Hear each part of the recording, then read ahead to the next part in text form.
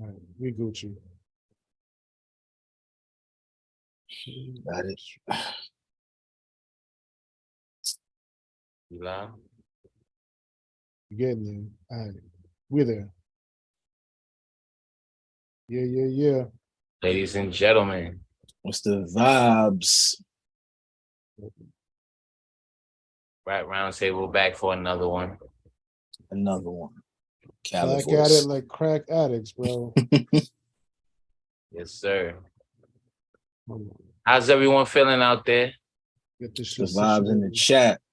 I'll say one right now. So how's that one person feeling right now? How's that one? That one gonna turn to 100 real quick. Real quick. Yes, sir. 0 to 100, nigga, real quick. It's one of the very few and far between times you'll hear me quoting Aubrey. Drizzy. Aubs. Popping I out. respect Jimmy. this. I'm bugging out. Champagne. Yo, hold up, mate. Ain't you handing back in your OVO card? With a blessing, man. Mace holding on to that, man. Oh, listen to Mace, he holding on to that. Listen, Oh you no, know, man. It's been a rough few years for OVO Mace. You know what I mean? Right now, I can't lie. I'm always team OVO, man. But to the death of me. But Aubrey, listen. You know how listen, the Avengers don't always agree with Nick Fury. You know what I'm saying? That's the situation we in right now. Like the troops are in disarray, bro.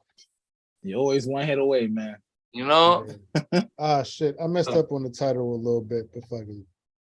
We'll fix it after the live is done. We got Mel in the house, Born Gifted, Manifest 13, Eddie What's King. the vibes? Yeah. Kano in the building? Yo. Yeah. What up, Mel, Manifest, Eddie. That's the homie Eddie is King. That's the homie. What's a different King? It says King, Eddie King. Oh, King. Oh, Eddie King, Eddie King. I was like Eddie King. Salute to the homie. Yo, so what's the vibes, fellas? Talk to me. What y'all feeling like right now? 4th of July weekend and all that. Y'all got anything planned? Any barbecues? Any outside? Nah, man. I'm actually, if it's gonna be like it's gonna be today and yesterday, man, I ain't going nowhere, dog. It's too hot humidity. For you? It's been brutal, dog. Yeah, it was this New York humidity is not even just the heat, it's the pause, the moisture, man. Like it's way too humid out there. Yo, way too humid out there. They said it was like 50% humidity. No way. That shit was more than that, dog. You know what I'm saying? My internal humidifier, she was like, bleep, bleep, bleep. It's just like 80%. It's sweltering outside. Sure. I love the summer, but it was a bit much today, man. I'm not gonna hold you. It was a little much. Yo, who's in it? Who in the chat that's from NY? Talk to me. How y'all feeling about this weather? I see some ATLians in the chat, I think. Is that according to hip hop pulling up on us? What's up, y'all? Salute to the ATLians, man. My dog Adriel, you the day one of day one, my boy. What's good? Hey, Drizzy. That's the homie what for up, real. Yo? The only thing that summer's good for is women and fruit, bro. Yeah. It's the only thing. The Canepa is an extra dynamite in the summer. The mangoes are extra dynamite in the summer. All the fruit get extra right in the summer. Yo, folks that's not from NY, was it hot like that where y'all at this weekend? Yeah, it was crazy. Be hot. I know this chick from off Twitter that lives in Chicago. She was talking about the heat too. So this might be like an all over the thing place. Mm-hmm. All over the place thing. From wildfires. Talk to me about some tunes. Y'all been listening to anything lately? Summer music. It's too hot. Talk to me, Dean. What you listening to? What's summer on the playlist tunes, right now? Man. Everything's been straight summer. I made like a little summer playlist. I got like I ain't gonna lie, I got Will Smith Summertime in there. You need that if you're having a summertime playlist. Hold up. You really like legit listen to that?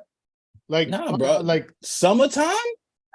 No, that's Will Smith's. If we ever discuss real hip hop Will Smith has made, on like a real distinct breakdown level, Summertime's gonna get A's across the board, bro. I understand. I'm not trying to talk shit about Summertime. Summertime's a timeless record. I'm just asking, do you actually have it on a playlist and press play to listen to it by yourself? Because see, to me, Summertime is a quintessential summer record.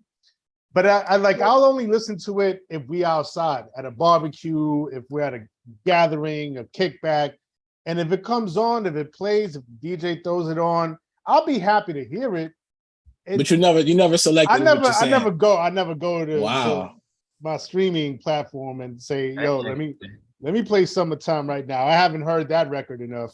Like, do you spin that record, Mace? Nah, you know what I'm thinking? Because Sin was like you was like rocking when it came on. So maybe did you look at it was it a negative look like when it came out, like a popish look that you was looking at funny? Because when I was coming up, that was looking like a quintessential like you know what I'm saying? That was one of the records you had to learn sometimes. So like it's a feel good record. I understand.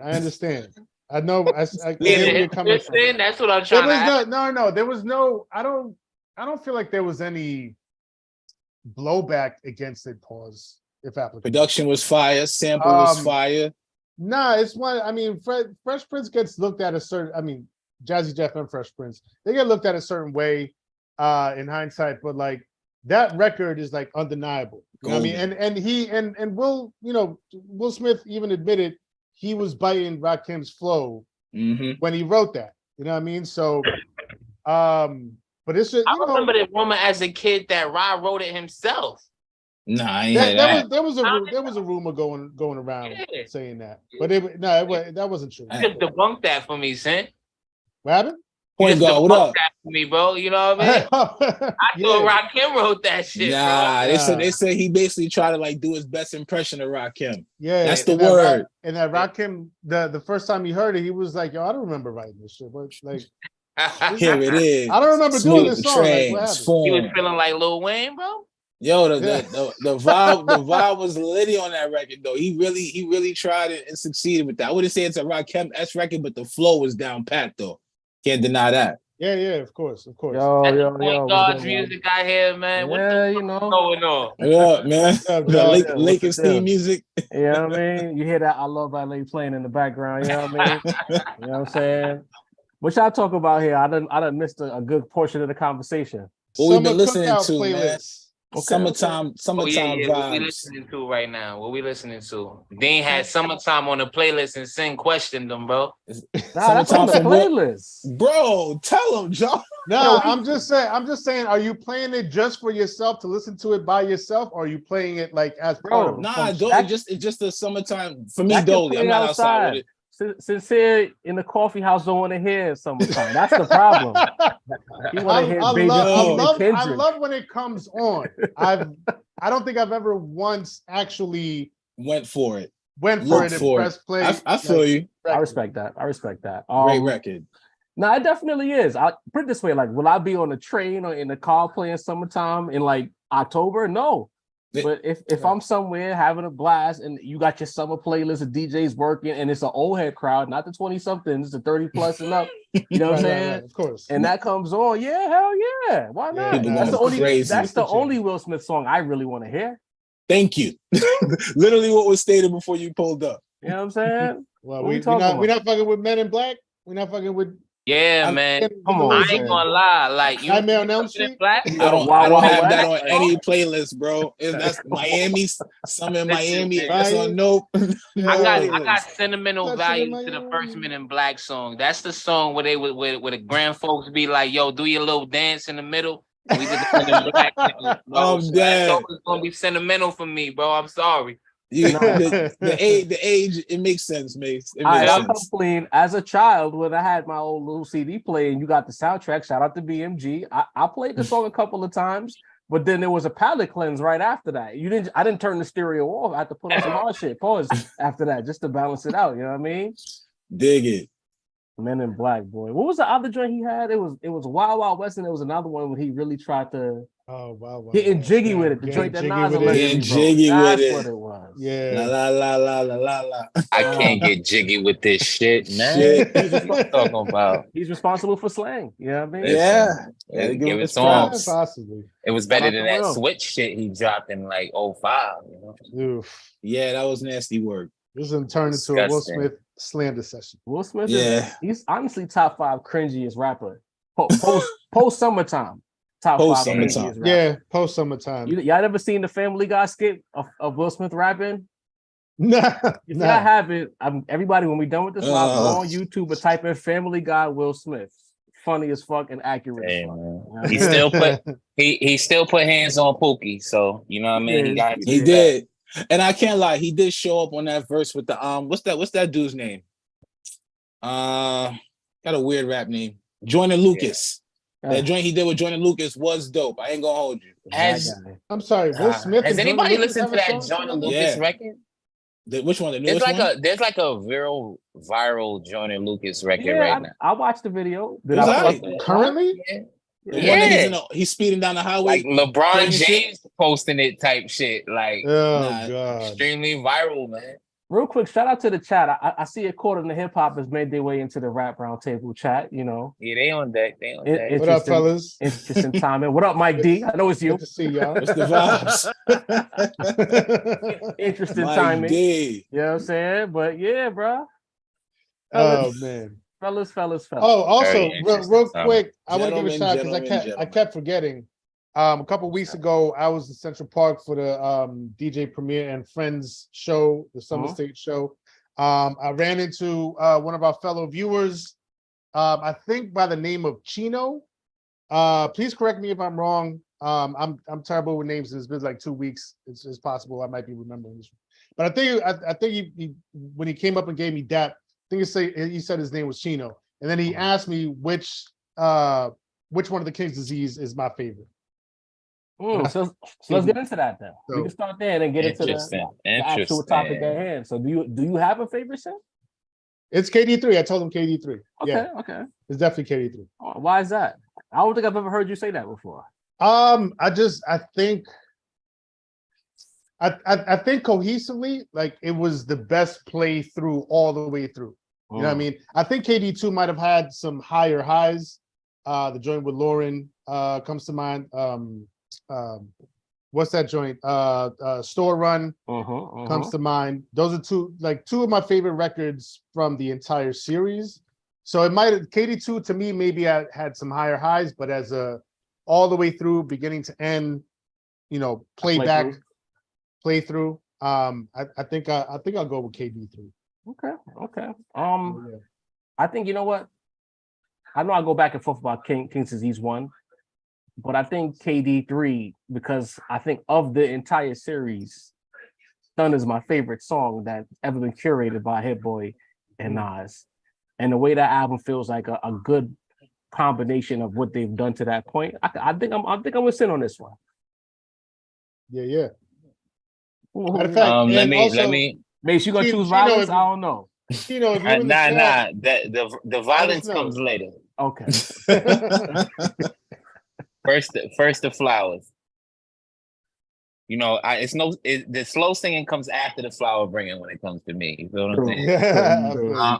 So I'm gonna go with KD3 as well. Like, I think it's we all know Nas is one of the kings, if not the absolute king of the concept record. You know what I mean? So I don't know, like each KD has deep concepts. You know what I mean? Very intricate songwriting. You feel what I'm saying? But I feel like on KD3, by the time he got to KD3, he like all the reps have been put in. You know what I'm saying? Like he sounds his sharpest. Just like you say, you got anthems on there like 30, you got Done on there. You know what I mean? I feel like the record quality, although, you know, I wish that maybe some of the features that he got on the first two came on KD3. I know people love the featureless album, but I don't find a problem with collaboration and, you know, kind of chopping up how things sound the most. So KD3, I wish it had a couple of, you know, features, but when we talk about the quality of the record, you talking about Reminisce, You know what I mean? Once a man, twice a child. Like by the time he's on KD3, Michael and Quincy, the quality is so high. You know what I'm saying? Like it really feels like a prime Nas project, to be honest with you. So I'm gonna go with KD3. Talk to me, Danny. I was actually a couple of days on the lunch hour joint. And I gave KD3. It's just to me a powerful album. Like taking nothing away from the rest of the KDs or Magic, but like y'all just named the joints, bro. Done. Mike and Quincy, like just powerful records. And maybe I'm a little biased, as y'all might be, as we were there to experience their energy. Like it was palpable, bro. Like everything that was going on around that album, and just the culmination of the buildup between him and Hit-Boy for the 4-peat. Like I said, I discussed it last time. 4-peats are very hard to accomplish. You know what I'm saying, how many can you think of off the top of your head? So that solidified the bond. Like I said, when they gave us KD2, I was like, this shit is like different. KD3 was like, nah, these niggas is all the way to the point where I almost don't even want nobody else to like interfere with Nas's process. I think work with Hit-Boy till the shit don't work no more kind of thing. You know what I'm saying? Copy. All right. So now that we got that out the way, we put out the lunch hour on Friday, and a lot of people in the comment section, even some people in the chat as it was streaming, said that, ourselves and others have been overrating the King's Disease albums. We've come across people in our real lives that have said we as a podcast have overrated the albums. I've had people come up to me. I had Deanie's man come up to me while we out at the spot. The rap Nas table is what he said. Shout out TDB. You know what I mean? Mace's man has been shooting at him at work about what we say about these albums, etc. So it's like when people say that we hate Nas, this is what we deal with. We hate, like we can't win in the streets. So the question that I have is based on the people clicked on the title. They want to know, are we overrating the King's Disease run? Are these all classics, or are there some good albums, great albums, and a classic somewhere mixed in there? So to say the rap style, I'm going to come back to you here. I want to ask you. Go ahead. Yeah, I figured you were gonna go to Deanie first since he's the one. No, hold on. I got a plan. I kind of made the claim. I got a plan. I got a plan. Running a play. I want to go album for album, as opposed to just giving a baseline yes or no. Each album we're gonna talk about it, but essentially a quick revisit, and we'll say, is it a classic? Is it great? Is it good? Copy. You know what I mean? This way people can understand what we're talking about, and they can yell at us individually for each album that we pick. So starting with the Rap Snob, King's Disease numero uno. For the record, we take my credit. I gave that album the highest grade on this podcast. That was during the Judas era. I don't know what Mace would have given it, but I think I gave it a 4.2. If memory serves me correctly, Deanie and Sin gave it a 4. So now that we're here back, good, great, or classic for King's Disease 1? I think all of them are at least a 4. Like just straight out the gate, there's nothing in this series that's less than a 4. So are they all classics like Deanie claimed at the last lunch hour? I don't know if I'm going to give them all the classic crown, right? But King's Disease, I think King's Disease is a good 4, right? King's Disease 2 is more. It's more than a 4. Are we going 4 and 4.5, or are we going 4 and 4.25? Whatever you want to give it. I'm going. All right, so I'm going 4.25 for King's Disease 2. Okay. I'm gonna go 4.5 for Magic. Wait. We gonna go album by album. Everybody picking it. We're gonna work our way around.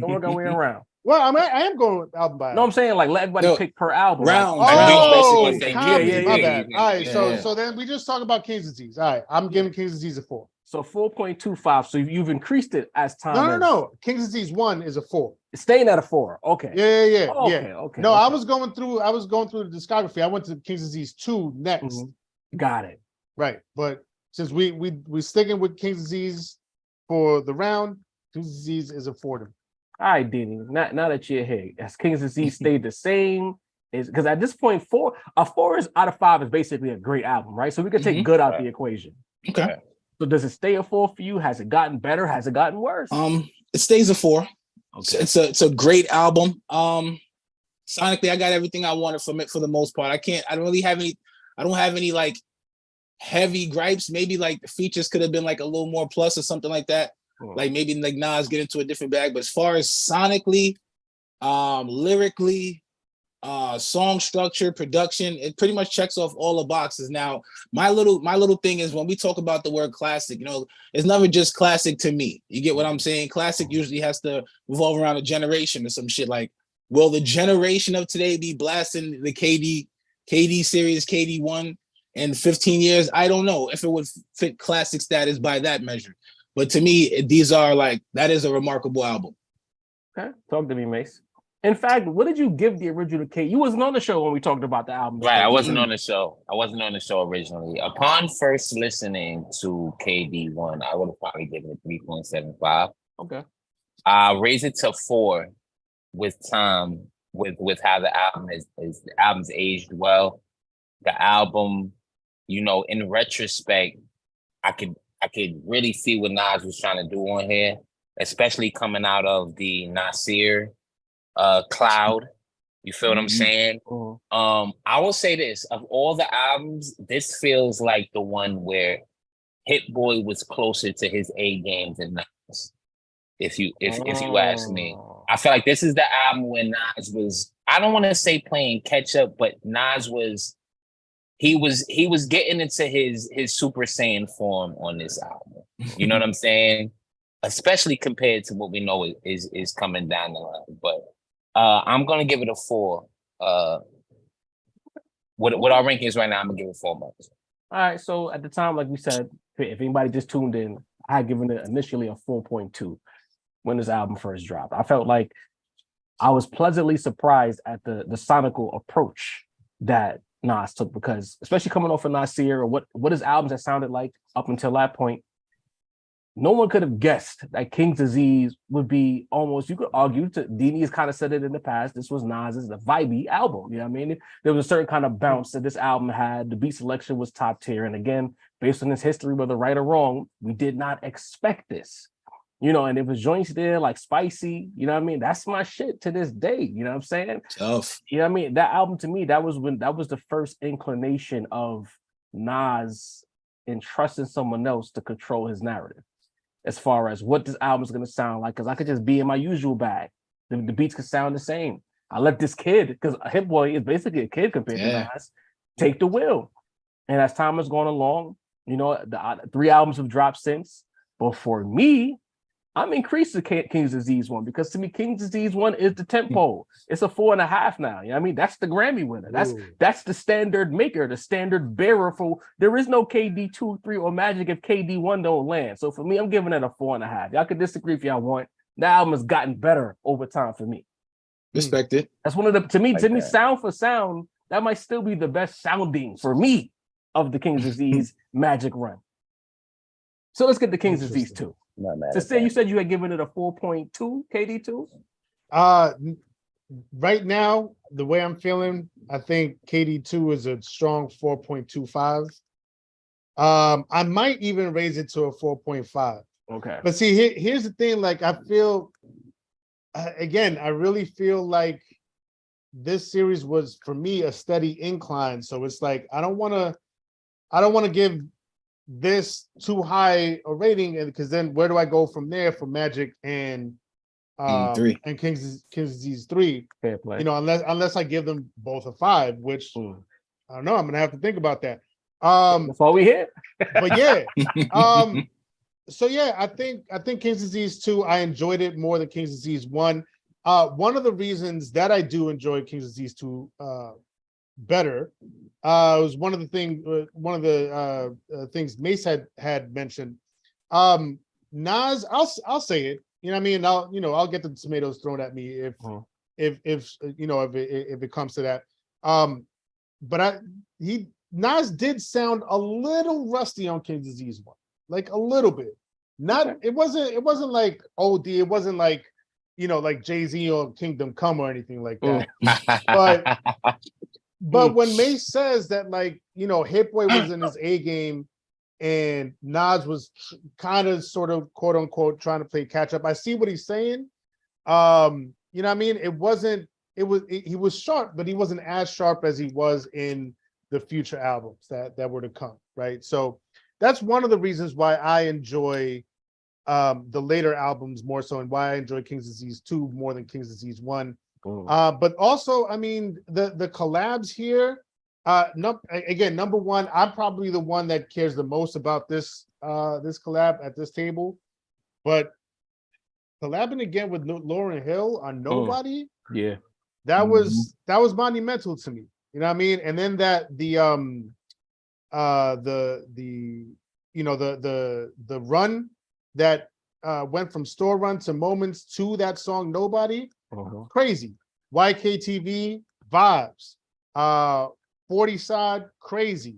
Nas is good, perfect closer. Like there was so much to love about this album, man. And to me, Nas was lyrically sharper than he was on KD1, so that's why I give it a bit of a higher score.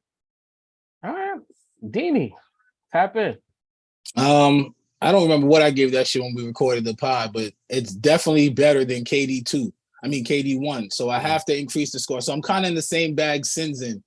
But it's to me, it's the pocket work, bro. Like Nas's pocket work on KD2 was probably the best I've heard him rap since maybe like Godson. You know what I'm saying? Like the pocket, like even Lost Tapes, great album, great raps. But the pocket, bro, like what was my shit? Rare.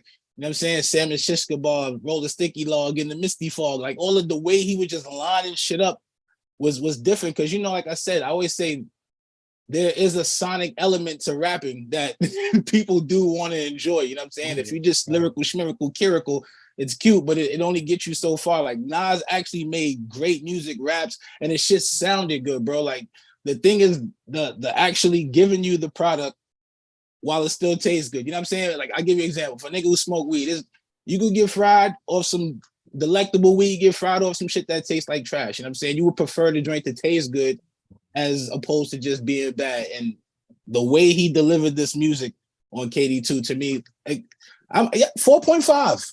4.5, no question. I would veer on the point to say classic. I would. So you calling it a classic? KD2 was the first classic on the board? I would say, yeah, it's a classic. Sin, great or classic? Still great. Still great to me. Okay. Mace, jump in here, bro. Another great album. I agree. I'm gonna go with another 4 mic on this one, though. I believe that everybody's correct in their assessment of Nas's performance on here.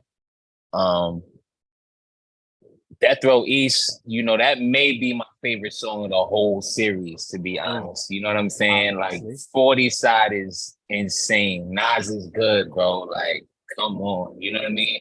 But I'll say that Hit-Boy wasn't as dynamic on this project as he was on KD1. So I feel like that's where the mean comes, because Nas clearly took a step forward by the time KD2 came around. But I didn't feel like, you know, as inspired sonically as the way he came on KD1, pause. So while another great album for sure, but another 4 for me. Okay.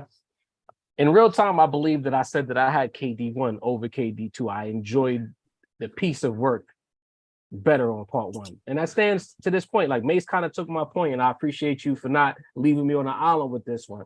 But I felt like, and I think I said when we reviewed the album, that it felt like Nas took more of a creative lead on KD2. Like even the beats sounded more in line with what Nas is more comfortable with sonically, as opposed to with King's Disease 1, which had that bounce. I felt like they took a step back. Like we were running a fast break in King's Disease 1, and then we decided to go back into the half court with King's Disease 2. That's how I felt about that. And I still feel that way. Like to me, Nas outperformed himself from 1 to 2, but to me, the beat selection wasn't the greatest. I felt like there was a bit of a nostalgic feel, even like some of the shit Nas was rapping about. He was definitely in his, like I think Sin said it himself, he was in his OG bag at that point, looking back on things. I think he even rounded about being stubborn about certain things in life and rap at that time.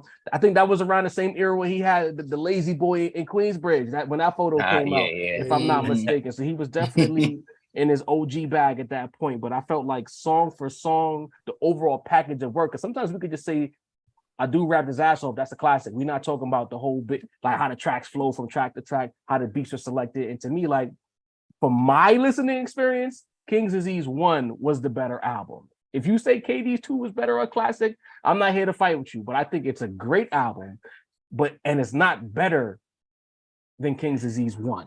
That's where I'm at with that. Adriel with the super chat that sends a Zoom link. We got you in a second, bro. Yes, sir. To King's Disease 3 now. Oh, we're gonna go to Magic before we go to KD 3? We're gonna go to Magic. We said the run. Go to order. Yeah. All right, so Magic now. Since say the rap star, back to you. This is tough. Okay, I got nervous. Like, man, said you there? Nah, because oh man. Can I start saying? No. Because I'm looking at it and I'm like, man, I want to give this. I want to give this a 5 because it was just so good. But I've talked about it before. Like I wasn't the biggest fan of Meet Joe Black. But the rest of it is just so good and it flows so effortless. And it was like if there's anything that gave me back that kind of feeling of like, we don't care about no promotion, we don't care about no singles, we don't care about stretching ourselves out creatively. We just want to like make some dope shit and just put it out. That same vibe we had with Illmatic when it was just like just pure hip hop. You know what I mean? This really gives me that. You know what I mean? Like, and it's super tight. Pause. 9 songs. I'm gonna give it 4.75. 4.75. I'm not mad at that, Sin. 4.75. I think you nitpicking on that 0.25, but I might be. All right. Dini, are you ready to take the ball, or you want me to go to Mace? You need a second? You go to Mace. Go to Mace. All right, Dini needs a second. Macito. Copy. 5 out of 5. Clear. Clear. In the past 15 years, if you want to put Dark Twisted Fantasy as like, point zero, one of the top 5 albums of the past 15 years.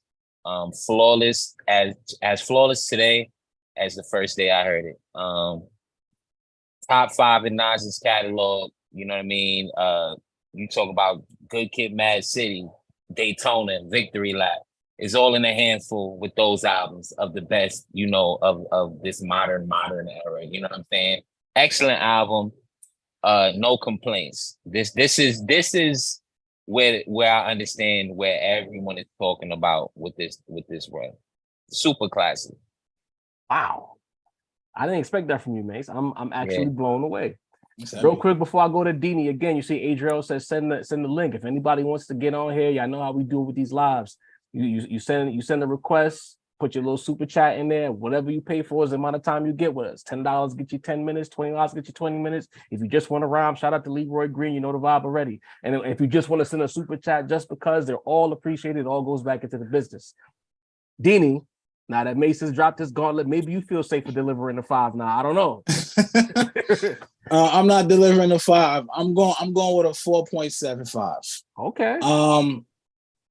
I like my shit short and sweet. Pause. Mm-hmm. And this was everything that I needed. First of all, speechless. The intro. You know what I'm saying? Like, if you didn't vibe out to that beat when you first heard it, just kill yourself. That shit was a game changer. Like, from the studio to the you remember what the clip was like? The clip alone. And then when they dropped the album first, when we heard the album, bro, the way that shit just comes on, the intro to the album, maybe one of the better intros on a hip-hop album. You know what I'm saying? The way that shit starts is powerful. I know you don't like Meet Joe Black, but I think it's great within the context of the album. 4016 building, bro. 4016 building is crazy. Wolves for the Children, Hollywood Gang, Wave Gods with ASAP and Primo, bro. Like, it's really hard to deny it, man. The Truth, Dedicated. Shout out to Ugly. Yeah, I'm going 4.75, man.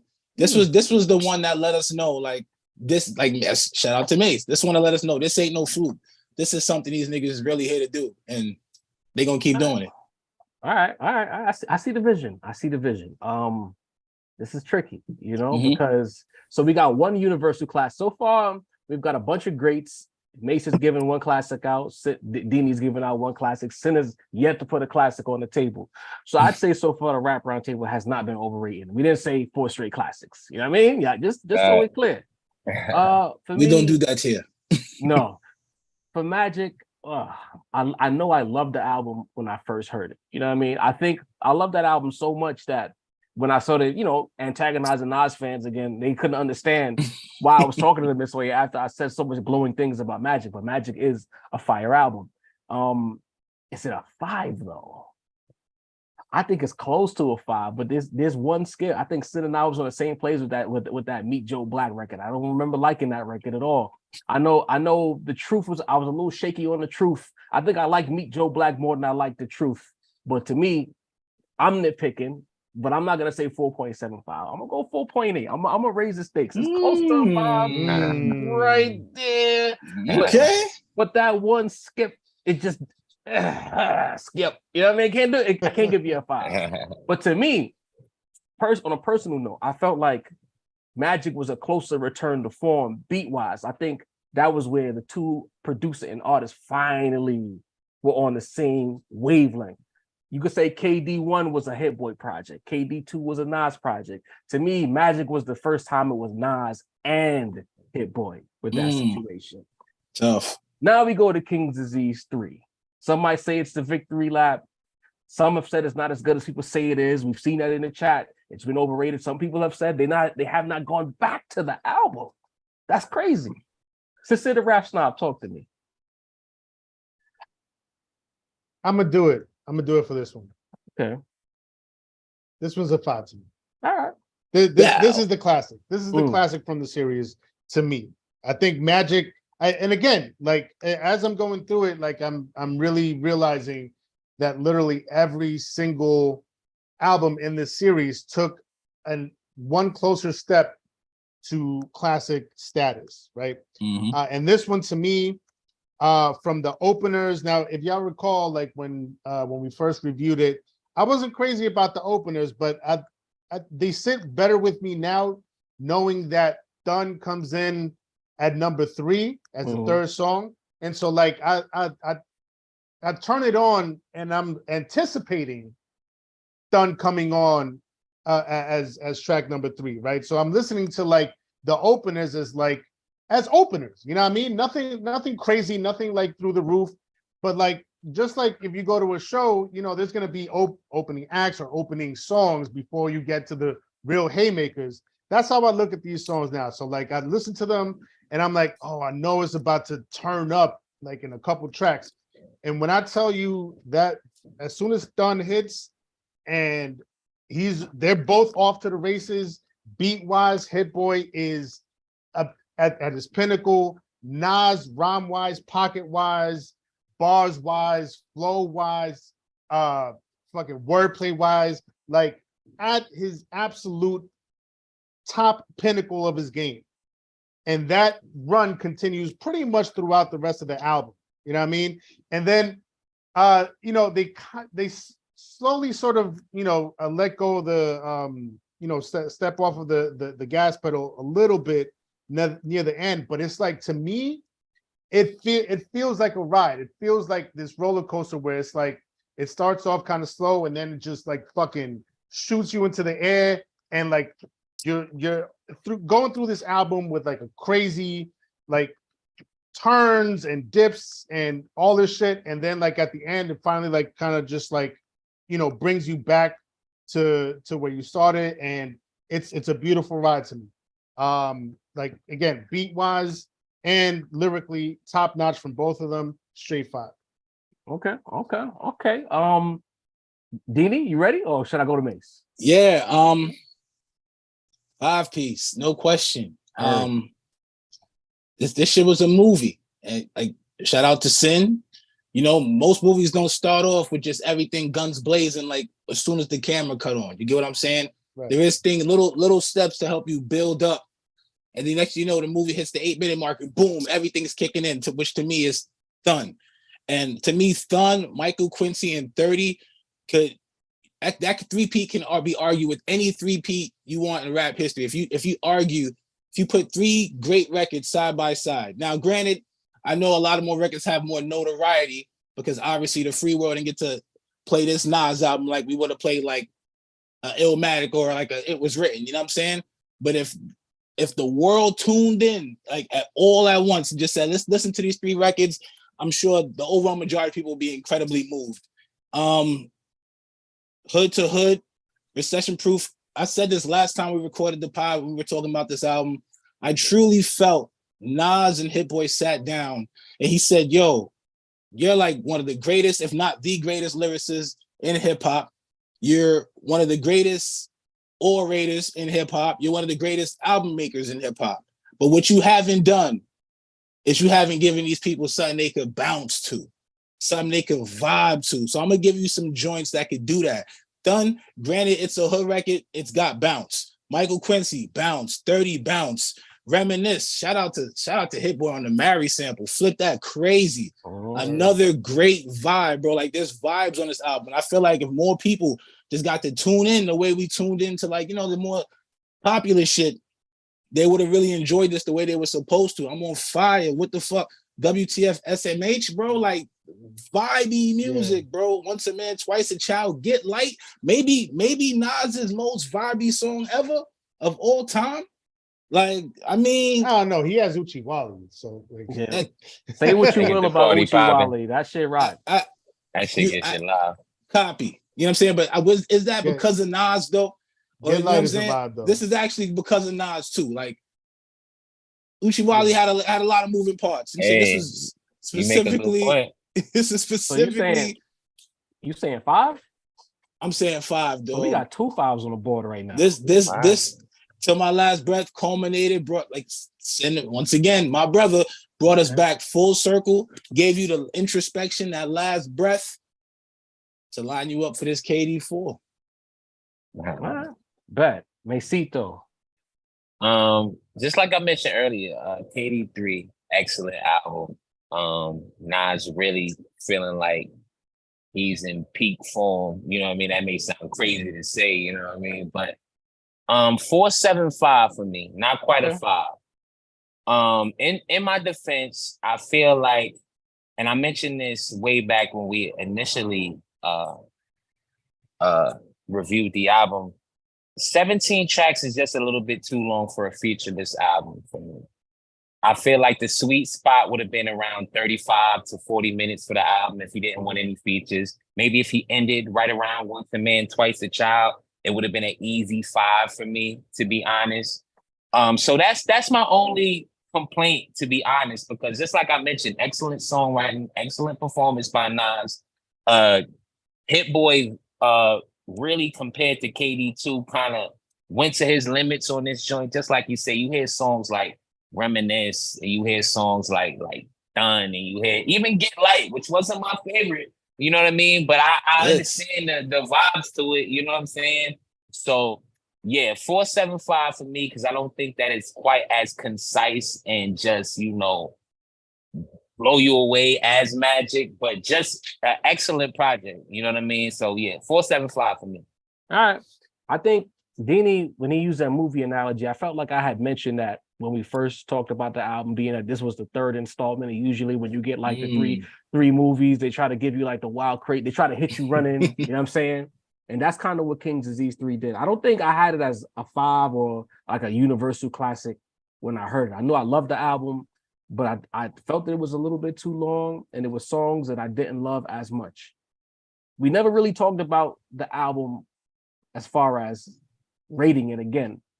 But I will say, going to the Garden and hearing that album in the Garden on the biggest speakers possible, a part of me feels like this album was made with the Garden in mind. Just the way everything boomed. And if y'all know me, I'm a stickler for booming music. I'm like a kid with bright lights. You show me the bright lights, I'm just gonna stare at it. You know what I'm saying?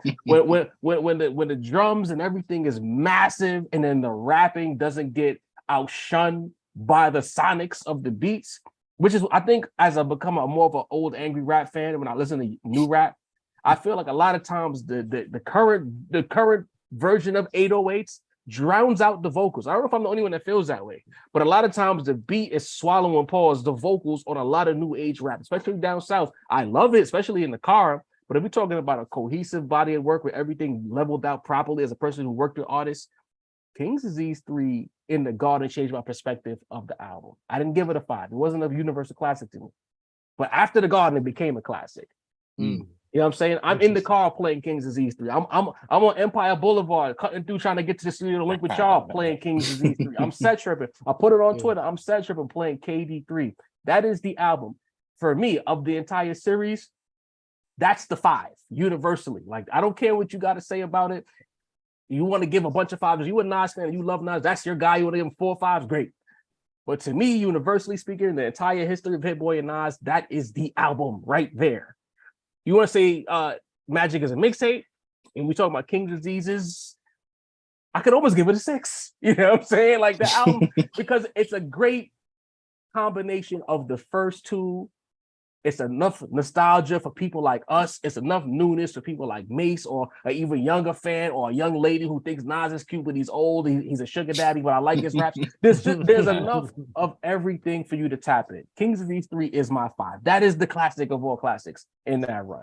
So a couple of greats, a couple of classics, but 4 classics? Nah, I don't think so. Nah. Somebody in the chat said, "Get Light" in a different era would have gotten spins on the radio. Different. Talk about it. Quite frankly, like we said in real time, Thun was the classic street single. Like, imagine Thun in like 98, 2000, 02, like Nas about to drop, and that's the first record that Flex dropped a bomb on before everything went left. It would have went crazy. We would have got a Mobb Deep possible remix or some shit like that. You know what I mean? Can you hear Prodigy rhyming on Thun, bro? Like Prodigy in his prime. Perfect. Perfection. And to that point, I think, while again we just discussed it, all of these projects are incredible, at least great. But this one was the one that I think had the songs where you can envision them like, oh, okay, it's like 98, and this is the street single, and then this is the radio single, and then this is single number 3. Like, you could the structures of these songs, it's like it really took you back to a certain era where, like, these songs would, if it was another era, they would have been like lined up, single 1, single 2, single 3. You know what I mean? I'm with it, bro. I'm with it. I've been waiting for this MSG conversation to come back around shamelessly for months, to be honest about you. And for the record, guys, the Rap Roundtable, we did a KD draft where we all decided which songs were going to be on our KD mixtape. And, I didn't make the MSG show. You know what I mean? So it took me a while to realize this. But I did notice after a while when I went through the track list that your boy Mace's songs got the highest percentage of playlists off of his album. So if we ever want to run it back, you know what I mean? He was playing the most songs off of Mace's album, you know what I mean? But, that's funny. We can move on. Hey, the Nas fans, they stood next to Sincere. They knew he didn't have the best list, but they stood next to him. Bro, what can I say, man? Loyalty. You was holding on to this for that long? You damn right. I know we would come back to it. One day. All right, so I was waiting on Adriel was trying to get on. I sent him the link, but he hasn't linked up with us yet. So we got a bunch of super chats to get through. So let's talk about that right now. Leroy Green says, "What up, Roundtable? A little late, but I'm here. July always busy for me, but Sin, I'm cooking. And if Magic is the bar, I think you and I can top it. Next time I'm on a live, the bars is for that specifically. Let's curate a classic." Leroy, Sincere told me, he said this week. Last week he said this week. So you're gonna get a beat pack coming your way. Just stay patient. We got you. Leroy, ready, boy. Chris Doherty says, "Guys, y'all really think Kendrick and Kanye album is better than Teflon Don?" I mean, you asked us for a whole catalog compared to one album. That's a difficult question to answer. Yeah. I think he would mention. No, go ahead, y'all. I think Teflon's better than some work in Kanye's bodies of work and Kendrick's, but I don't want to upset Sin right now. Hold up. I feel like he was talking specifically when I had mentioned Good Kid. Don't do it, y'all. And Twisted Fantasy. Oh, do it. Okay. Copy. I was wondering. I was thinking this was like super random. Teflon better than Damn and Mr. Morale, honestly. It's not fucking with Good Kid, but it's not. But Yeah, I mean, in terms of Kendrick and Kanye, I would say Good Kid and To Pimp a Butterfly are easily better than Teflon Don. Whoa. The Pimp a Butterfly is better than Teflon Don, bro. I can give him that. I would say Not rich with, forever. with Kanye, this is a lot. I think Late Registration. I think That Teflon Dawn album really resonated with niggas, Fantasy, bro. I think Graduation. Shit, maybe even College Dropout. There's a lot of Teflon might be the most underrated album of the modern era because people shout out to Luga, man. That album don't get.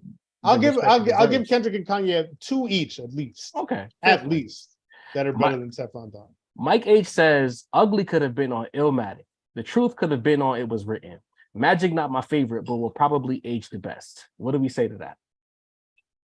Agreed. I can see it. I mean, I think it's the best and it's going to age the best, but okay. You know, I don't think it's going to age the best over like KD3 though, but you know, it is what it is. Ugly ain't have no people drums. Said Magic was the closest thing to Illmatic. Remember, a lot of people were saying that, bro. I don't know. Illmatic's not my favorite Nas album, so for me, it's like, I dig it. Last one, Jermaine L. Johnson says, with a 4-album run that are all rated 4 or higher, if KD4 is rated another 4 or higher, is it fair to call right now Nas's prime? Am I crazy? I don't think you're crazy. Second prime. Yeah, I'd say third. I understand what he's saying though, because putting together that type of run, like it depends on how you feel about Nostradamus and I Am, right? Right. I feel like, you know, if they're 3s to you, then this would clearly be his best, best run. But some people, you know, feel like those are actually in reality 4 and 4.5 albums. So it kind of depends on how you feel about that middle road. Because we know about the Illmatic It Was Written era, and we know about the Stillmatic Lost Tapes era. You know what I mean? So what's that middle part? So what is he saying? This would be his definitive run, like above the other 2 runs? Is that what he's saying? Or no? He better not. Hope not. But is it fair to call it right now? It sounds like it though. Is it fair to call right now Nas's prime? So you are it crazy. Sounds like he's saying his definitive prime. He didn't use the word definitive, but that's what it sounds like to me. And I absolutely not. I would say this is a third prime. Because the second prime to me was from Stillmatic through, let's say, God's Son. Is good. That Streets Disciple wasn't it, my boy. I would have probably chopped Disciple and Untitled were in there. So yeah, I'd have probably went to like it was really just what is that? 0102. Because that was Godson Lost Tapes. Stillmatic, Godson, Lost Tapes were all three albums, 3 projects within 2 years. So it would be just those 2 years. All right. And before that, 94, 96. But I can't, like, regardless of whatever he does, I can't I can't see him outperforming 96, the 96 version of himself. Hell no. That's crazy. It's just that was just like a different plane. To me, it's hard as a rapper, especially maybe in other genres, but as a rapper, it's hard to top your younger self because you have the most points to prove is before you actually are certified. Right. You know what I mean? Like I like to use local celebrity rapper. He's never gotten back to reasonable. That level, that guy, he never got close to that again. He's had other classics, but the reasonable guy, you can't touch that. Everybody's first album, a lot of times, especially young New York rappers, it's hard to get back there. It's hard to recreate energy once you pass that point in your life. But let's move on. People keep talking about Pusha T in the chat. We made them wait long enough. It's a sentiment, right, on Twitter, in our comment section from the Lunch Hour video as well. Essentially, like, who do we think, or who does Pusha T and Pusha T's fans think he is? Pusha T is not like that. There's that whole video with his manager talking to that guy named B. Dot, you know. So basically asking who's better than Pusha T, and his Stephen Victor looked like a little bewildered, like, who do you think is better than Pusha T? Then people on Twitter's like, Pusha T is not that good. He's not what I say he is, et cetera, et cetera. We call him the boogeyman on this podcast. People saying, you know, he's not like that. We're overrating him. Jimmy, you got our fair shot. Jimmy's better, et cetera. It's happening in the comment section. So is the Rap Roundtable, or internet rap fans, or Pusha T rap fans overrating Pusha T in 2023? Dini, I'm coming to you first, bro. No, they're not they're not overrating, they're underrating because I mean, for the last literally 20 years, Grinding came out in 2003, and that's when the big break came from the first album they dropped. That was actually their second album, Lord Willing. But I mean, there's never been a time in 20 years where I've said, this kid didn't cook that verse.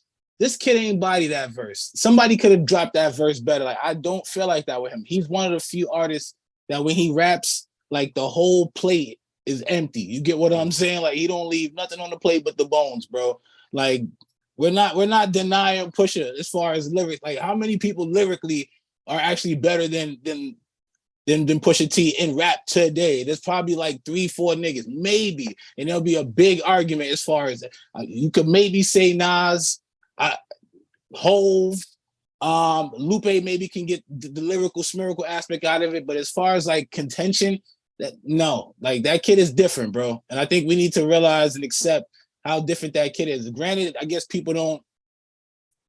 If you weren't tapped into the old Clips music, maybe you're just thinking you're getting Kanye's Pusha T. You get what I'm saying? But if you listen to the old music, what Pusha was doing back in the days and what he's continuously been doing, bro, they got to stop judging that man. Stop using this Jim Jones thing to set the bar. I said it on the last pod, bro. He's not going to respond immediately. This is not going to be a, hey, you drop Monday, I'll drop 2. This is not going to be that, bro. This is little nigga, I will get back to you when I can. You know what I'm saying? I got 4 shows lined up at the Mondrian or some shit. And when I'm done with that, I'll get back to smoking you. We're not doing that to Push, bro. I'm not having it. Adria, I see you there on deck on the Zoom. Just give us a second. Let's talk. We're gonna get to you once we give our Pusha T takes. Mace, is he overrated? OVO Mace in the building. Talk to me. Now, we were talking earlier. He's handing his card back. Oh, overrated is not necessarily distinction of your skill set. You know what I mean? It's not necessarily calling you whack. It's not, you know what I mean? It's just saying that certain viewpoints of you might be a little bit, a little bit hyperbole involved, right? So yeah, I think that's positive, Mace. Hold on, Dini. He said what? Dini, I say yeah, he's a little overrated. Dini just struggled to call Nas and Jay-Z better than him. Oh, like, I'm gonna be honest with you, man. Like Push. I'm a fan of Push, bro. Like, I remember when Push went to Good Music. Me and Jav, things have happened since then. Me and Jav, texting each other the Funk Frex freestyle that he did with Good Music. You know what I'm saying? Like, I've been a fan of Push, bro. You know what I mean? So I understand where he's coming from. But if you want to be honest, yeah, bro, like, he's a little overrated. Niggas, I've heard niggas say like he's like a reincarnation of Prime Biggie Smalls, bro. I've heard, you know what I mean? Just like Beanie just said, I don't know if I want to call Jay-Z and Nas better than him. You know what I'm saying? So yeah, like, I feel like he is, so good at his particular form of rap that it's hard to, kind of denigrate him. You know what I mean? But if you want to be honest, yeah, Push been a little overrated, bro. Yeah, honestly. The chat feeling some type of way about you, Mace. LP, tell me something new. The chat feeling some type of way. We can't trust Mace in this topic. Listen, man, I'm telling you, man. OVO Mace, you, bro, Cash Money Mace, Young Money Mace. LP Young said, Money Mace. Nah, Free said that Big Mensa out rap Pusha T. Free, bro. You about to get free banned, bro. That's my dog, man. To get banned. Free, we gotta stop, dog. Born gifted, see what it is. Let's be honest, bro. Like, Pusha T is elite. Pusha T is special. Mace alluded to people talking comparing Pusha T and Biggie. Yeah, that's a fair comparison, honestly. And this is coming from me. You know what I mean? With my Biggie shirt on all day, every day. I'm Team Big. I love Big to death. So it's like, I don't take this comparison lightly, but when you listen to Pusha T bar shit up and spit the way that he spits, and then you listen to Big, he's a clear student. And it's not even like, it's not like a cheap imitation of what Big used to do. Like, he's literally to me, mastered that same way of rhyming that Big had, where it was like, the flow was somewhat unorthodox, right? You didn't think he would land the bar, the punchline when he was supposed to, but he landed it anyway. He has this special way of using negative space when he rhymes, like, and that's something that, again, like all the great MCs know how to do. Big was the master of that. Pusha T is also a master of that, right? The bars, when he actually does deliver them in pocket, razor sharp, right? Not even a sliver off. Like, it's always like exactly where it's supposed to land on the beat in the pocket. Pusha T, I mean, now if we want to talk about, like, his solo career in terms of like radio hits or club joints, that's a whole different conversation. But I think in this context, saying that Pusha T is overrated, the context is a battle with Jim Jones. So how, like, if we're calling Pusha T overrated, what the fuck is Jim Jones? You know what I mean? In this conversation, you know what I mean? Because we're not talking about hits. Every battle that we've ever looked at, you know what I mean? You had LL Cool J versus Cannabis. Obviously, LL Cool J was the biggest star with the more hits, and afterwards he came out still a big star, still more hits. But in terms of the battle, in terms of like getting in that ring and sparring, that's a different conversation. We're not talking about hit for hits. We're not talking about a versus stage. We're not talking about billboard placements. We're talking about bar for bar, face to face, or mic to mic, pause, getting in that ring and vomiting against each other. Like, why are we making this conversation something else? You know what I mean? You do some shit like that again, bro. You get I'm sorry. But egregious. But it's just like, what are we talking about here? Like, Pusha T against Jim Jones, and we're calling Pusha T overrated? Wait a in minute, this conversation? Come on, man. Get out of here.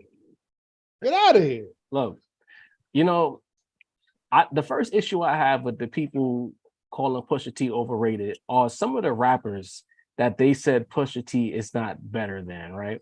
And if I go on the internet, I'm not talking to the chat right now, I'm talking about like Twitter, and they put a lot of names up there, and a lot of those names are people that they have criminally underrated over the years. A lot of New York and East Coast rappers with that particular cadence, that if you catch them separately, they'll say that they're not that good, but all of a sudden, somehow, in this particular moment, Pusha T is not better than them. When the reality is, you've criminally underrated those guys and Pusha T. The next thing I gotta say is, maybe Pusha T is just not for dumb people.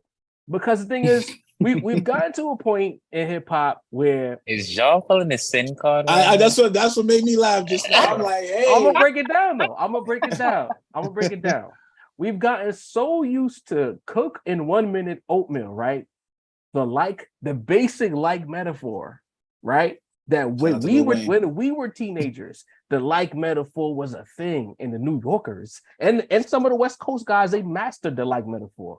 I always say by 02, 03, 04, we were into similes, double and triple entendres in the game. The skill level was the highest to me. Rap from 01 to from 2000 to 2004, before the Depression, as far as penmanship goes, was the highest it had ever been, because at that point we were still going through the era evolution of bar writing, right?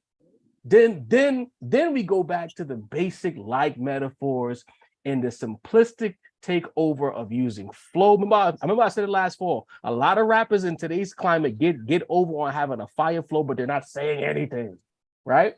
So you got all of the basic shit, the dumbing down of hip hop, and you got a guy like Pusha T who will never give you a basic like metaphor. In fact, he's talking to you in a way that the only other person I say talks to you the way Pusha talks to you is Hove. Old Hove, street level Hove, not rich Hove. You know what I'm saying? When he's talking to you and he's giving you clear, descriptive bars. If you got any questions about who Pusha T is, go to the Palmolive verse. There's a reason why the whole internet stopped when that verse dropped. There was not a metaphor to be found there. It was artsmanship, penmanship, descriptive bars, elite breathing, pocket work that Sin always talks about, negative space usage, all of these things. So when you say he's overrated, to me at this point anybody tells me Pusha T is overrated, I'm considering you when it comes to rap a dumbass because you haven't done the work, you haven't done the homework to understand how writing bars works, and you've gotten used to the basic bullshit that gets delivered year in and year out. Pardon the rant, but it's like if it's one guy I'm not going for with this overrated shit, it's Pusha T because he's giving you textbook art. It's not even just basic raps. There's a lot of niggas who could give you a fucking Cosmic Cat freestyle. Pusha T is so far beyond that. And if you don't understand what the fuck he's talking about, just say that and stay out these conversations because you don't know what you're talking about. And if you believe that Jim Jones somehow or the other outbarred him when the first bar alone ended the conversation from Pusha T, I don't ever want to talk to you. And that's where I'm at. I'm sorry, y'all, but I'm very annoyed. Jaw red. Let me just address this in the chat because dude, people want to know basically what the like metaphor is. You know what I'm saying? The like. You know what I'm saying? Asking me what a like metaphor is in 2023. Do not talk to me. It's in the chat. Don't talk. It's in the chat. I'm not answering that. You shouldn't be asking those questions if you're viewing this. So, salute to old Baldy. All right, so let's get Adriel in here because he's been waiting for a minute. Pull up, Adriel. Okay. Pull up. My whole thing with Pusha T, bro, is like y'all talking about skill set, right? This is like the Kyrie conversation, right? Go. Like Sin, Kendrick or Pusha T, Sin? They're on both an all-time list. On an all-time. Why can't you give me a straight answer? On an all-time list, I'm going Kendrick, but Pusha T is but not. You have Big over far Kendrick. Behind. I have Big over Kendrick because it's Big. Pusha has had 15 more years than Big to build on a legacy. So that's what I'm saying. Like if you're telling me you're parsing this all completely wrong. Come on, man. Hey, listen, man. Listen. I'm just saying, like, y'all talk about skill set, but not like, you know. So he hasn't given us classic or near classic material? You telling me the guy is as great as Big? He should be the number one rapper ever. He didn't say he was as great as Big. He was talking about his skill set, not his greatness. I'm saying I understand the comparison. I'm saying that he's clearly like mastered the style. But I'm not saying. I mean, he's not going to give me a one more. Pusha T's not going to give me a one more chance. So that's where that conversation is. I mean, the same people saying that 3 Stacks belong in certain conversations. Pusha T did everything you want from 3 Stacks. He gave you a group classic. He gave you a solo classic. He's active as a solo, but y'all saying Pusha overrated. I'm confused. Help me out. Overrated too. And again, so I mean, if we're talking about the context of a battle, you know what I mean? Like we clearly already saw what Pusha T could do in a battle. Like he completely dismantled someone that in the public eye it seemed like he was undismantlable, but he did it anyway. You know what I mean? Like Drake in the public eye, honestly, however y'all feel about him, you know, at the table or in the group chat, like in the public eye, Drake was this like fucking giant. Like who the fuck? Like Meek Mill couldn't take him down. Like who was gonna take him down? And fucking Pusha T came and made easy work out of him. You know what I mean? Hey, we got Adriel here in the building. Adriel, talk to us. Adriel, what up? What you got on mind tonight, bro? What's good? I was letting y'all cook. You know what I'm saying? Appreciate you. My bad. You know what I'm saying? I didn't know you sent it to my email. I thought you was gonna send it on Twitter. So you know what I'm saying? My bad. No worries. Yeah.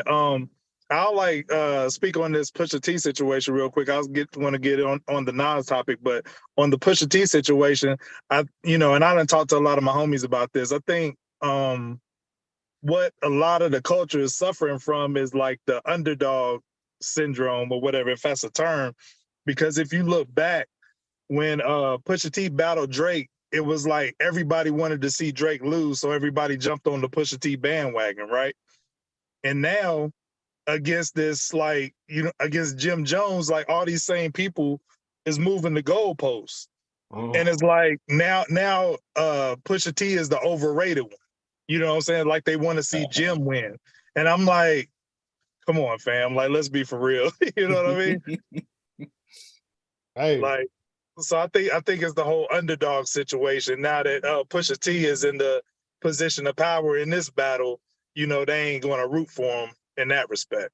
So yeah, sure. and I would, it's a good point. And I really wish people would just like not be so swayed by those types of dynamics, you know what I mean? And just sort of keep an objective level opinion and like keep that same energy from when, you know, Pusha was going up against Drake to Pusha now. Like what, you know, what's really changed in terms of Pusha T? It's the same guy.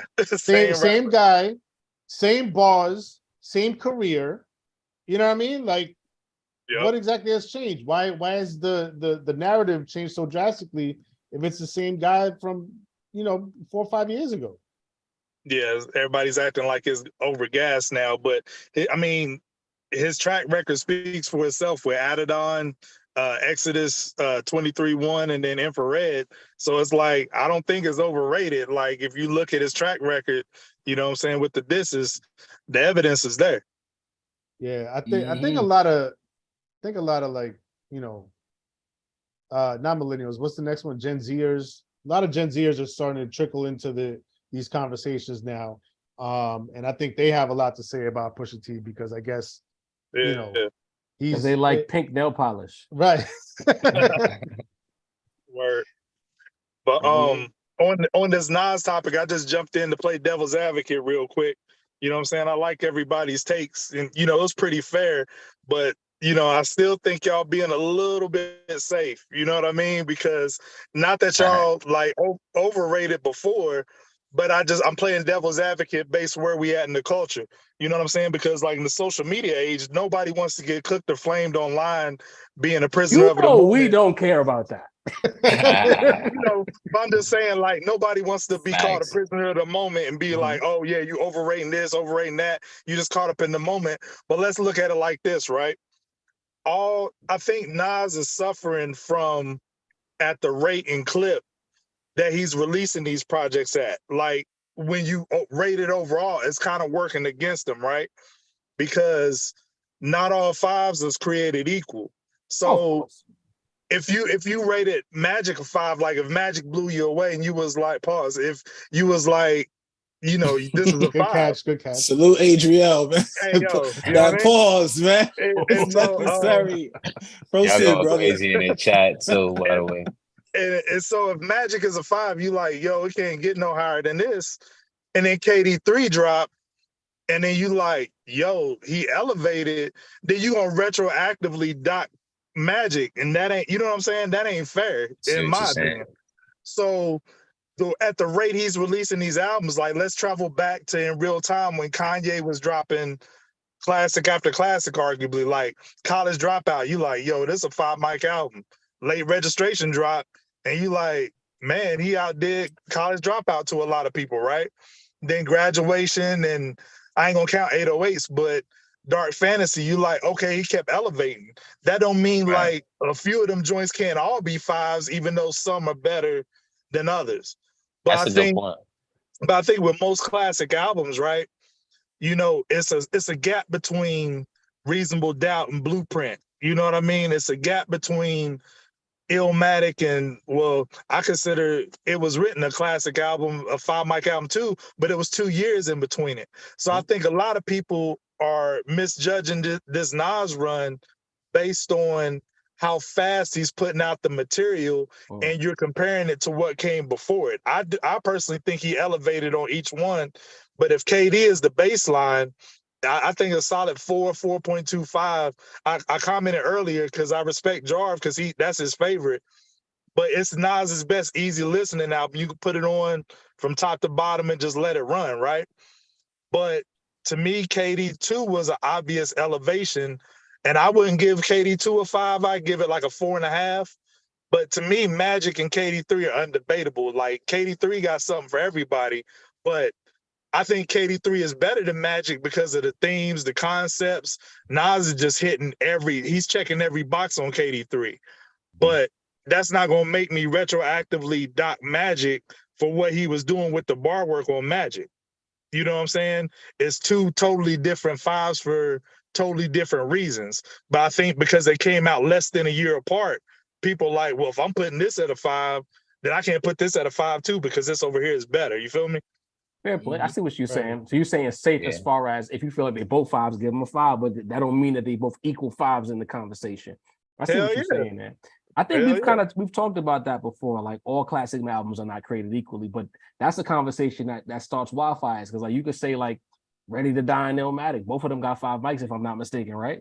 But Illmatic is still universally claimed as the greatest. Well, they went back and gave Ready to Die 5. That's why I always give the retroactive 5s a 5. I ain't gonna say he got full work. Yeah. You know what I'm saying?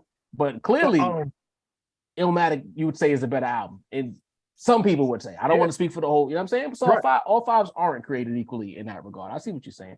Well, let me ask you this. Like some people think that a 5 has to equate to no skips because you was mentioning the Meet Joe Black or whatever, a skip like that.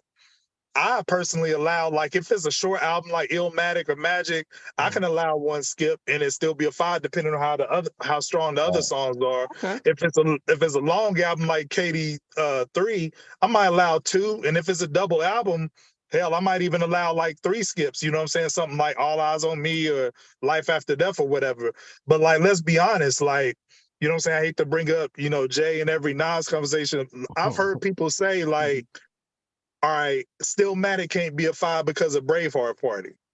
And I'm like, when you put on Blueprint, are you really listening to that nigga Jigga a whole lot of Vito like that? Yes. I'm letting it run, Adrian. I ain't gonna hold you. I don't touch the button when I'm. What about that Cashmere Thoughts, man? Well, for me personally, I skip both of those on Blueprint, but that ain't gonna keep me from saying Blueprint is a 5. Okay, it's a straight up 5 mic classic. The other the other songs on the album are so strong, like I could care less about them 2 skips. Like, you know what I'm saying? That makes sense, Adriel, because you wouldn't discount a classic movie because it got 1 bad scene. You know what I'm saying? Right. So that makes sense, bro. And I know everybody here big on It Was Written. You know what I'm saying? And like. People hate Black Girl Lost. I don't. You know what I'm saying?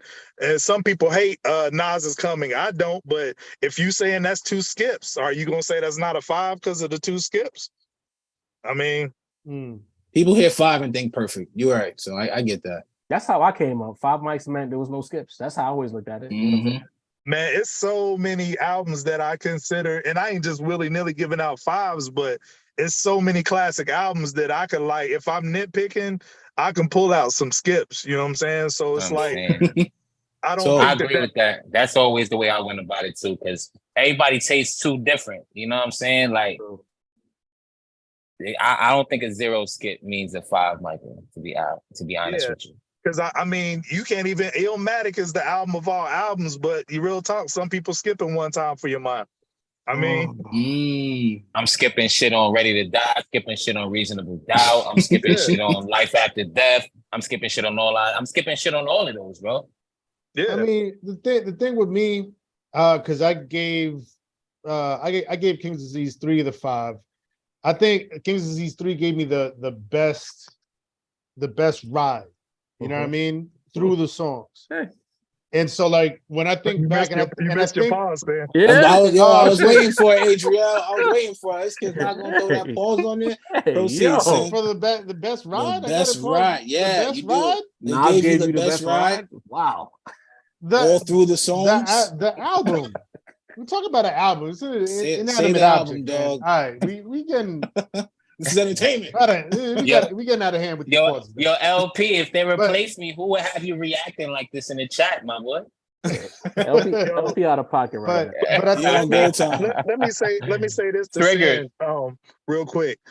The Magic thing, though, the reason why I think Magic is a 5 and KD2, KD1, whatever, but Magic and KD3 are the definite 5s. Magic got no promotion nowhere and still shifted the culture. Like, you know what I'm saying? Like, it was like an underground, like y'all said, like an underground mixtape, but something for that just to drop. And Nas don't do surprise albums, but for him to just drop it and say, like, here you go, come out Christmas Eve, whatever, and it to shift the culture like it did, and for him to be rhyming like it was 98 again. And let's keep it real. We ain't think that he could like outdo Magic. Then he came with KD3, but that's not gonna let me dot KD3 or keep that same energy. Like Magic had Cat shook. Let's just call it what it is. it was no reason why Nas should have been rhyming like that. You know what I'm saying? In 2022, on I don't want to say a throwaway album, but an album that you know what I'm saying, he just put out for the fans, the boom bap heads. I dig it. I see the vision, Adriel. We appreciate your input as always. You know what I'm saying? You performing like the fifth Beatle. You know what I mean? You got anything for us before we wrap this up? We got to get to one more segment before we close out. Oh, yeah. Let me close out by saying this. Like, you know what I'm saying? Y'all probably say I'm overrating, but Nas got so many dope albums. I don't even rank his albums no more. I rank them in tiers. And this how I do it. Like, I think, if I'm going top 5 tiers, I think Illmatic and It Was Written sit on that top tier. You can say whichever is the best. That second tier, I got Stillmatic and KD3, Slapboxing. You know what I'm saying? See that. The third tier, I got Magic and the first Lost Tapes. The second one was not good. The first Lost Tapes and Magic, you know what I'm saying? On that still third harsh, Adriel. I mean, it just what? Didn't like that out. Didn't like the second Lost Tape. I did. But I'm going to call a spade a spade. You know what I'm saying? On the third tier is Magic and the Lost Tapes. The fourth tier, I got Godson and KD2. The fifth tier, I got Life is Good and KD1. And then after that, like, I Am will probably be my favorite after that. But I mean, you got 10 to 11 good to great to classic albums, and ain't nobody got a discography like that, man. Let's just call it what it is. Okay. I like that take. You know what? I feel like we're gonna have to talk about that at a later date at the Rap Roundtable. We're gonna bring you back on for that one too, Adrian, so we can really break down the discography. Sure. We appreciate you coming on, bro. We're gonna start wrapping up this live because we know it's a holiday and people got places to be. Peace, Adriel. Enjoy Super y'all chat sport. MVP as Yo, always. you too, my brother. Adriel, you know you're the homie, bro. No doubt. One. Big USA hat on the 4th of July. I dig it. Headed towards sir. the 4th. I know them Olympic sevens looking clean right now. You already know what I got on. I already got them on the feet. Yes, sir. Come on now, we know the vibes. Hey, nigga, hey. If you know, you know. Culture. No black man's backing out the USA field without the Olympics. So come on, go man. to Olympics. You ain't never lied. You know what I'm saying? Peace, y'all. Respect, Adriel. Be good, man. Salute, brother. Fashion Sense at the Rap Roundtable. We got a couple of super chats that I want to make sure I acknowledge before we get to the final segment and get the hell out of here. Let me just I screenshotted them so I wouldn't lose them here. So we had Leroy Green back on deck again. Leroy delivered today. Dini, I think a battle setting, waiting too long to respond can work against you. Pusha's gonna overthink things, whereas Jim just gonna keep attacking. Dini, what you gotta say to that? Yo, Hov been responding to niggas low key for like the last 30 years, and niggas ain't even know, bro. You can do this shit for as long as you want to do it. Like I said, if Pusha T responded the next day, it would have put them on an equal footing. The footing is no, little nigga, you stay down there. I'll get back to you when I can. Think of it like you dealing with a bad joint. She don't gotta hit you back the next day, bro. She don't gotta hit you back the same time. She can leave you on red, call you back in 2 weeks. Where you been at, pimp? And you can almost likely fall in the hit you trap. back 2 weeks later and keep the combo going like it wasn't left on red, bro. You know what I'm saying? Oh, like I said, next fashion show, maybe Gucci, might be Louis. He on the runway. Next Pusha T, this, bro. I think this is at my earliest convenience type shit. This is not a match, bro. The verse probably already recorded. He just I'm put sure. it out there. All right, keep the fans biting. Sin, this is coming to you. Jermaine Johnson says, "So Appalled had aliens on it and Push stole it." What do you got to say about that? Yeah, absolutely. Pusha T, he definitely had the crowning verse on that posse cut, man. And we've talked about it in the past. Like, So Appalled should be held up there as one of the all-time greatest posse cuts, and Pusha took that for sure.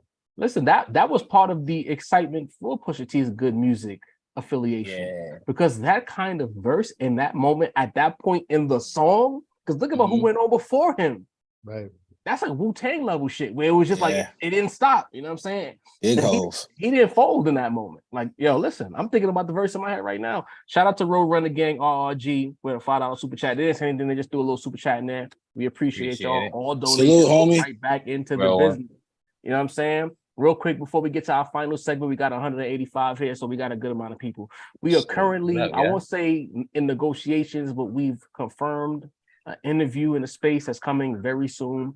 a well-known spitter, not one of our up-and-coming underground acts, someone that all of you know very well. We got in contact with his people, and he's agreed to come on. So be on the lookout for that. Once everything is locked in, we're gonna drop the start to do the promo for it. We just wanted to let you know that a spitter, I love bars, right? This is a bar fan base. One of the best spitters in the space right now is gonna be on the Rap Roundtable. Keep that in mind. Last but not least, before we get out of here, I'm seeing Fly Guy doing a lot of posting while he's in France. You got JID, and I think Danny Brown's looking with him. I see Sauce Walker. Sauce Walker dropped a visual with Conway the Machine. Yeah. Rome Streets just dropped a feature on a Currency album, right? Benny said he's dropping in July. I think July or August, like we here, right? It's bundle season. My question for the Rap Roundtable, my question for the chat even will be, is this gonna be a Griselda summer? Let's talk to Sincere the Rap Snob. Yeah, I mean, I said it when we talked about my predictions for the second half of the year.